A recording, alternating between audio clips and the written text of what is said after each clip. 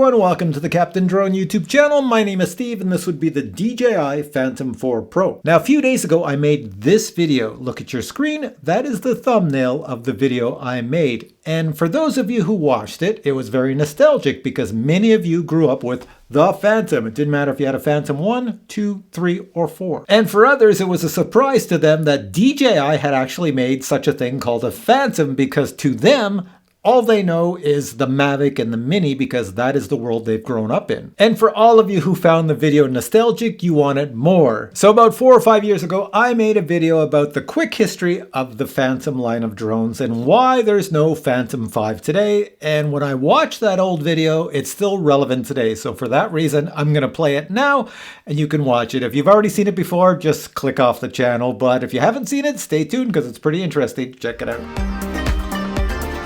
Yes, I'm Indoor Steve and I'm going to teach you all about the history of the Phantom. I'm going to try to do this really quick. Alright, so back in the year 2006, there was this Harry Potter looking guy called Frank Wang. And Frank made these little circuit boards with flight controller information on them that people started to use in the RC hobby for all sorts of purposes. Then he got so popular making these in China that he started his own company and he called it DJI Innovations. And if you translate that to English, that means General Innovations. And if you put it in layman's terms that we all know today, we call it DJI. So that was the year 2006 that it all began, and in China a lot of people were building their own drones. So years went on and then he finally got enough money together so that he could make a drone, a Phantom, and he called it the Phantom 1 and he put it on the market. It didn't sell totally international, just in a few countries, but the Phantom 1 was a bit of a revolution because it was a ready-to-fly drone for beginners. So in other words, you didn't have to build anything. The only problem is by today's standards it wasn't that great, but let me tell you about it. So I have a little chart over here. So the Phantom 1 came out in the year 2013 in the month of January. It sold for $799 US. It only flew for 10 minutes and guess what? The batteries were just RC 3-cell batteries that you could find any place. So you had your own charger or use the charger it came with it and you could charge up any batteries and use any batteries you liked. That's not the case today and we'll get to that. Range on the Phantom 1 was about a quarter of a mile because it was only Wi-Fi and they had a lot of flyaways because it was a new innovation using GPS for positioning to have the drone fly up, stay stable and fly off. There was no camera, no gimbal, no nothing, no app. You didn't use a phone with it. There was no such thing. It didn't exist. You just took your controller and flew it that way and had a blast. And also back then when you put the props on you had to screw them on, you know, like you just spin them and screw them in place. There's still drones today sort of like that, but that was the style back then. Now Frank Wang, the CEO of DJI, at that time a little kid, was kind of impressed that his little Phantom 1 was selling really well because a lot of people were putting GoPros on them and making them into camera drones. You couldn't see what you were filming because you had no app or anything. You just pointed the drone wherever and you filmed away. So he contacted GoPro and said, you know, we should go into partnership. And then he made the Phantom 2 later that year. So the Phantom 2 came out in December of 2013. Now Frank was a pretty smart guy and he looked at companies like Apple and he said, you know, some companies make one product, but then they make multiple products off that one product. So in other words, on an assembly line, you make one product, but then if you make different versions of that one product, the cost is very low to just add little add-ons or take away things, and you get a huge amount of revenue.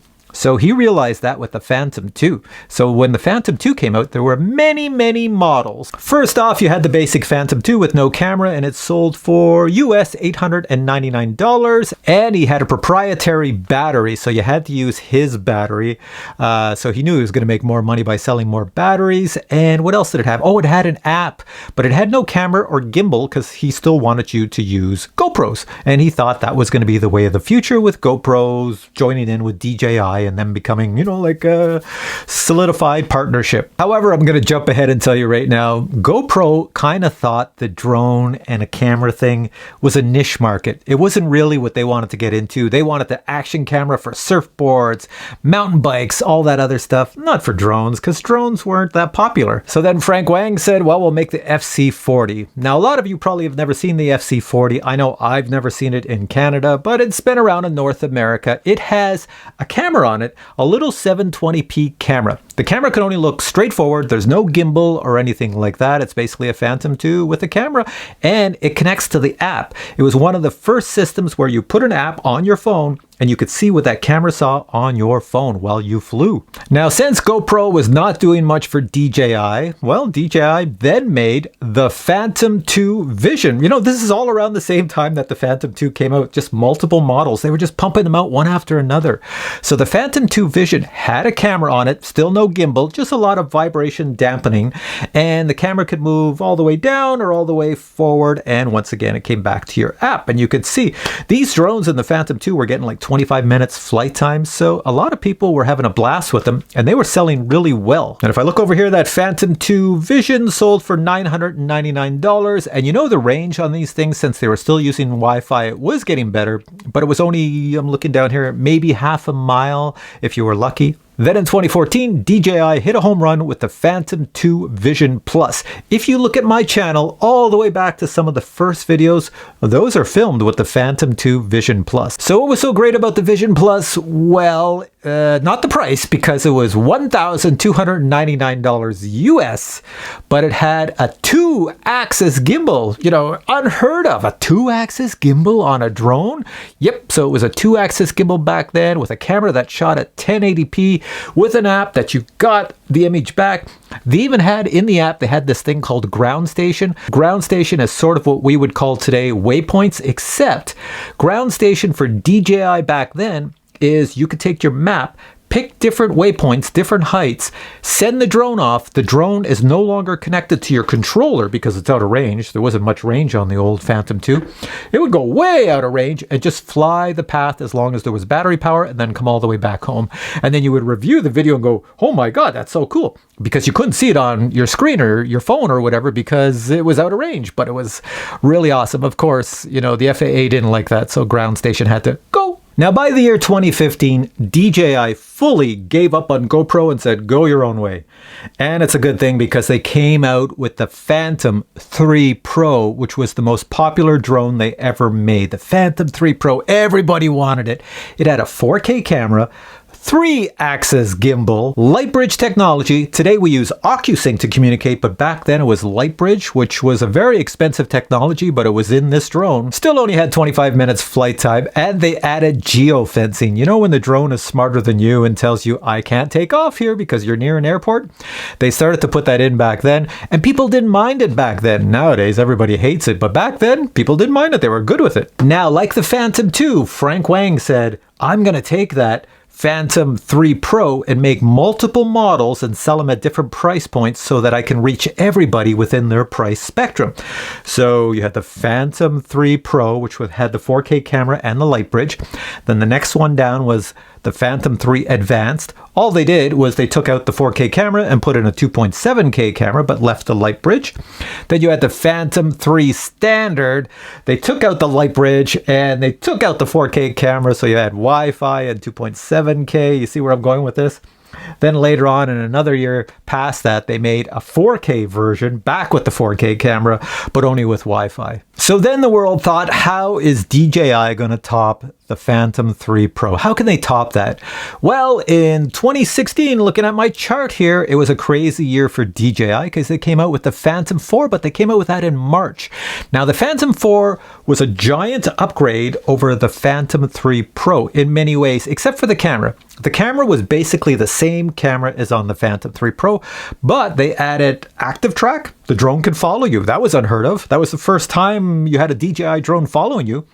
Obstacle avoidance. It could detect things in front of you and stop. That was pretty awesome. They put a sport mode in it. They put a bigger battery so it could fly for 30 minutes. And they enhanced the Lightbridge technology, and you're getting like a 3-mile range with this baby. Now, the good thing was the Phantom 4 sold like hotcakes, and people were buying it in droves. The bad thing was DJI came out in November with the Phantom 4 Pro, this one right here. So people who bought the Phantom 4 were like, what the heck, DJI? I just bought this a few months ago, and now you come up with a Pro model? The Pro model had even more range, and not only that, the camera, if I spin this around here, look at the camera. They put The 1-inch sensor professional camera on this. This is the same camera that was on the Inspire 2, the lower end model of the Inspire 2. It actually has a real lens on it too, with optical elements in it. And it has a mechanical shutter, something unheard of in the drone world.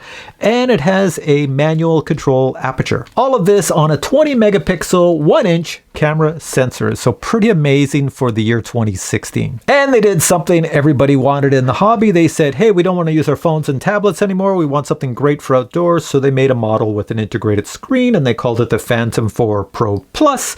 And this is it right here. So back in 2016, you could have this 1000 nit screen for outdoors. It was pretty good back then, you know, for technology wise, but it was pricey. So that came out in November of 2016. And then they brought out in early 2017, they brought out the advanced model. So the advanced model was basically the same thing, and all they did is they took out part of the communication of the light bridge, so it had less range, sold for less, so people could have the same drone, pay less money, just have less range and buy it. And also the advanced model replaced the original Phantom 4. And then after that, they released the Obsidian. The Obsidian is an all-black model of the Phantom 4 Pro, and what they did is they made a type of magnesium housing for the camera, because the cameras were all getting smashed. If you've ever owned a Phantom, when you land, sometimes you hit something, poink, poink, poink, and it smashes the camera. So they made it out of a type of magnesium, make it really strong. That's the black Obsidian model. And then later they came out in, what year did they come out? It's over here, 2018. They came out with the Phantom 4 Pro 2.0. And what they did is they took out the light bridge chunk and they put in OcuSync. And the reason they put in OcuSync in the Phantom is because at that time people were flying with those DJI RE goggles, and people wanted to use their Phantom with it. So in order to use the Phantom with that, since the goggles were OcuSync, they had to make the Phantom OcuSync, and then they could sell more goggles. All right, so that's the history, but the history does not end there, because we don't have a Phantom 5 today. Why? What killed the Phantom? Well, the first thing that killed the Phantom was the Mavic. DJI was unprepared for the success of the Mavic. The Mavic costs less to build than a Phantom because of the technology in a Mavic. And Mavics sell in numbers higher than the Phantom ever did. So DJI actually stopped some of their production lines of making the Phantom and making them make Mavics instead. And they were planning on going back to make a Phantom 5, but the world just loved the Mavics. The next problem was actually something pretty incredible. Do you remember when they took the Phantom off the market? You couldn't even find it on the DJI website, so we all thought, hey, they're coming out with the Phantom 5 now. You can't buy the old Phantom 4. But what happened was DJI had 120 million in fraud scandal happen in the company. What was happening is, say a manufacturer was making, let's say, the motors for DJI. So the motors would come in as inventory to DJI. Then some employees who are a little fraudulent would take those motors and then sell them to another company, you know, for next to nothing. That other company would sell them back to DJI for a profit. So DJI was essentially buying the same pieces twice and losing an awful lot of money. So DJI had to put a kibosh on the Phantom line until they got that sorted out. And the third thing that killed the Phantom was basically, so number one was the Mavic, number two was the fraud scandal, and number three was the media. Yes, the media. Do you remember the days, if you were as old as me, growing up watching a black and white TV or a color TV, and a pilot would report seeing some sort of object in the sky? Doesn't matter what it was. They called it a UFO. Well, today they call it a UAV, or they just call it a drone. The media never says UAV or anything like that, or RC plane or RC helicopter or balloon or a garbage bag floating in the sky. They all say drone because it's more a sensationalism for the media to say drone. Because of that, every time they mentioned it, they put a picture of this. Every time you have the guy, the announcer talking right there, what's beside the person? You've got a picture of a Phantom. It's so iconic, the shape, that this was actually producing negative results for DJI, vice positive results. And even governments were now banning this look. And if you look at a lot of signs around the world that say no drones allowed, they're pretty much this shape. It's a universal shape and it's a negative universal shape. So DJI could not put out another negative product? Really? Honestly? Now, if you're wondering, was there ever a Phantom 5 in the production lines way back in 2016, 2017? Yeah, there was. There was several Phantom 5s. DJI had plans year after year to keep the Phantom going with a Phantom 5, a Phantom 6, and so forth and so on. Do you remember back when we would see all these images of a Phantom? It was gray, silver gray in color, and it had removable lenses, and we all thought that was going to be the Phantom 5, and then DJI said, no, hang on guys, that's just a special run for one of our customers. We had one customer that wanted something special, so we made it for that customer. Well, that was sort of a BS story just to hide the fact that was a beta Phantom 5. So the reason that that was not for a customer, because honestly, do you think I could call up DJI and said, I would like you to make a Phantom, and I would like you to make lenses that are removable in all different shapes and sizes for this Phantom that you make for me, and I only want to spend $2,000. No. It's going to cost you like $100,000. You got R&D to work on it to get it perfect, everything else. Who's going to pay that much for such a drone? So that was the Phantom 5 in its beginner state. There was also another patent put out for the Phantom with retractable legs, because these legs do get in the way of the camera an awful lot, so there was a patent out to make the legs all pop up under the arms so that the camera would hang down, and there was hope that with that version the camera would not just look forward but also look to the sides, or maybe the sides and the back as well. But for the reasons I've already stated, never made it to market, and those models will still never make it to market. So will the consumer ever see a Phantom 5? Well, quite possibly, but it's not going to look like this. All right, back to me. So as you can see, the Phantom has a lineage, and today we would probably still have a Phantom if it was not for the reasons I mentioned in the video as to why we don't have one today. I could see DJI, just for fun, bringing back a Phantom in the future, like a mini Phantom for nostalgic purposes. It would be like under 250 grams, of course. It would be a tiny little version of this with a pretty cool camera on it and everything else. It would essentially be the same, but in a very tiny mini version, and millions of us would probably buy it. So with all that said, I'm going to end this video here, and what I'll probably do, since many of you seem to love these nostalgic videos, is I'll pull out some drones from the past. I've only kept a few from the past that I really like, and when they reach their 10-year point, I will make a video about them as well. But for now, I say thanks for watching. Post your comments below about your thoughts on the Phantom, and would you really want to see a DJI Phantom 5 Mini? Would that be cool? I think it would. What do you think? I don't know. Post your comment below. Anyways, thanks for watching this one. I'll catch you in a future video. Until then, bye!